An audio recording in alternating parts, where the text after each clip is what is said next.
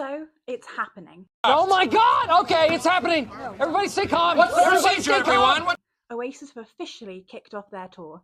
Cardiff got the first shows, and honestly, half the crowd looked like they haven't felt joy since 2009, and the other half, they definitely named their kids after Liam. And now they're back to Manchester, and fallen out, apparently. The bookies are even taking bets on whether they'll be able to finish the tour.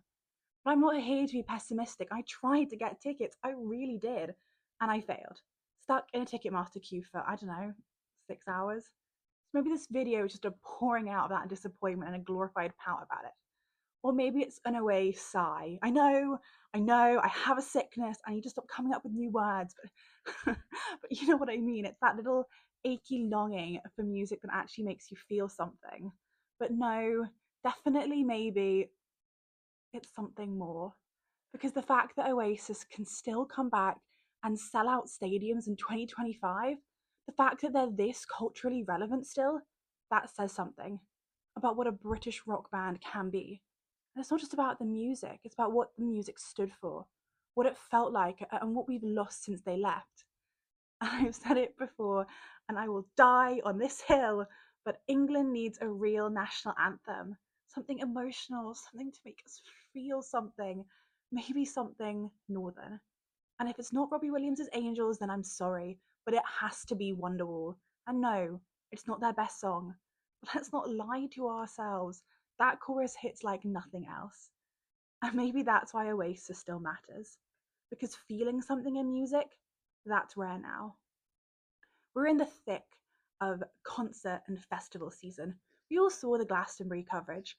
Some acts were reminders of what music used to be like Alanis Morissette, for example.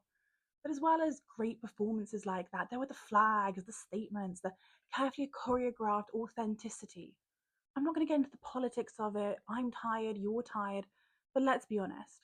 If you're performing on the pyramid stage, backed by brand sponsors and PR deals and a team live editing your social media content, you're not rebelling. You're just networking. Modern music isn't built for meaning, it's just built for messaging, for TikToks, for sound bites, for captions that say vulnerability era while being filtered through 5 different marketing lenses. And now we're celebrating the 40th anniversary of Live Aid. A moment that once felt spontaneous and massive has now become the blueprint for this era of musicians who stamp their views on politics as the heart of their brands, lecturing us all about how terrible we are, just not so terrible that we shouldn't buy their vinyl. And it's not that artists shouldn't speak up, but somewhere along the way, the music stopped being their reason for their existence. But the message, not the emotion, but the message of what we should think became much more important than the music. And that's why Oasis hits different. Because they weren't curated for Instagram, they weren't built for an algorithm. They were a band, loud, messy, northern, but unapologetically themselves. Not always polished, but at least they were real. They didn't exist to be palatable. Heck, I'm not even sure if they cared if you liked them. They didn't write songs for sound bites. They just felt something and made sure that we could hear it. And that marked the end of something sacred. An era where songs were written to feel, not only to perform. Now, zooming out a little, because I don't know about you, but modern music is just so gendered. And sure, it always kind of was. I'm not pretending to be your year 10 music teacher, but it's just glaringly obvious now, isn't it?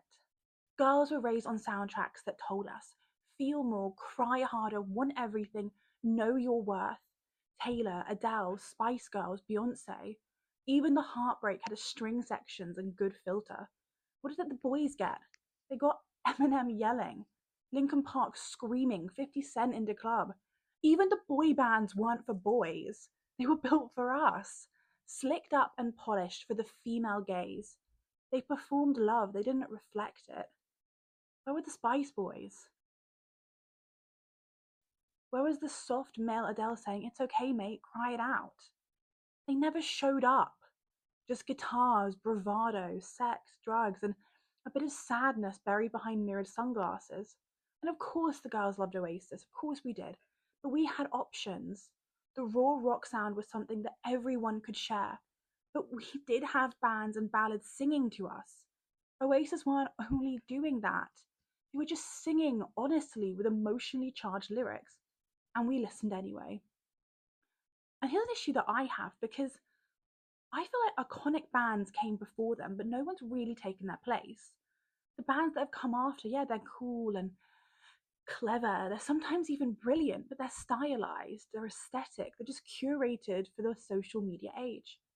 Who's singing for boys who feel lost? Who don't know how to say I miss you without choking on it? There's a whole generation of boys being raised without music that reflects them. No one's telling them that it's okay to ache. And when music stops giving you emotional permission, you start searching for it elsewhere. Without songs that offer reflection or release, we ask boys to be emotionally fluent with no vocabulary. We expect them to cope, but we've taken away the only safe spaces that they had to feel anything. But that's not just a music industry issue, that's a cultural one. And that's why Oasis still matters. Not because of Liam's Twitter fights or Noel's God complex. Because when they sang Don't Go Away, or Slide Away, or Stop Crying Your Heart Out, they made feeling feel masculine again. They made women feel that men had emotional baggage too. It wasn't curated, it wasn't hashtagged, it was just raw. And we miss that. No, we crave that. So, no, this isn't really a plea for another Oasis breakup and reunion. It's a call for something deeper. To the unsigned bands, the small artists, the ones writing songs in their bedrooms, not with the intent of going viral, but because something inside makes them emotionally charged.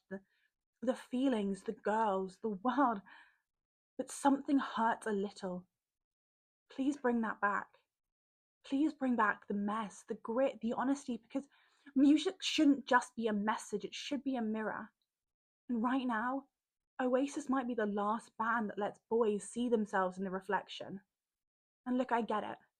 I know what it's like to pour your heart into something, to work so hard and be so proud of it, and share something that really matters to you only for the algorithm to say, yeah, but is it trending though? And to be met with a wall of silence. But I still want to believe in the grassroots, in the local gigs, in the bedroom ballads, the small bands formed in front rooms. Please, can we have less cover bands and more original talent coming through? For musicians and artists and maybe even commentators who do it for the love of their craft, who don't have nepotism or vast social capital behind them, but have a genuine desire to create conversations and to let you think, even if you don't agree. But if you do agree with this, please subscribe or like or share this video. Tell me who we should be listening to, the artists that you love, the commentators of our times. Because the only way to revive real music is to start feeling again, together.